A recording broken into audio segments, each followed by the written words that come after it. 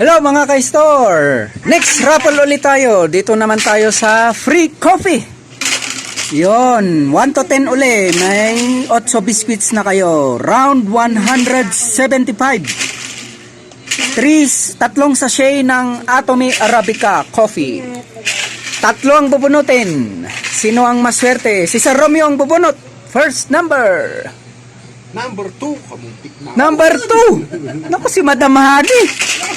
Pambihira, nagiging psychic na rin siya. Naku, layo. Dati puro talo eh. Number 5. Number 5. Si Madam Raquel.